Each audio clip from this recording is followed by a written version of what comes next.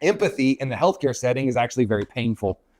When you see somebody that just got a bad diagnosis, you see somebody crying, you see somebody going through a hard time, you see somebody lonely, right? And then it's vulnerable to put myself in that person's shoes and go, what would I feel like, right? Because that causes me pain. They actually did this crazy study where they hooked people up to MRI machines, like functional MRI, where they could study their brain while they were feeling empathy.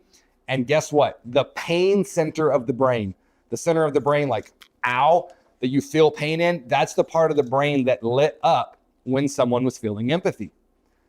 So said another way, empathy hurts, okay? And if all I do is feel empathy day in and day out, and I see it over and over again, but I don't have the skill set or the empowerment to actually do something about it, empathy will burn you out.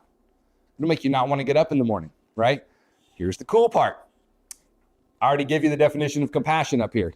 Compassion is empathy, feeling that, plus taking some action with it, right? And it doesn't have to be a big action. It can be really simple, which I'll get into in just a moment, okay? Really simple. They hooked people up to the same MRI machine and they studied them.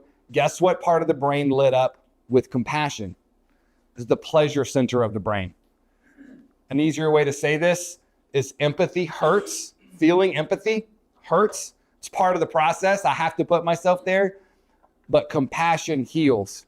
If we don't have the skill set and the ability and the empowerment to actually connect with another human and do something about that empathy, then we just end up with the pain side of the equation, and you never get to the pleasure side of the equation, which actually prevents burnout, okay?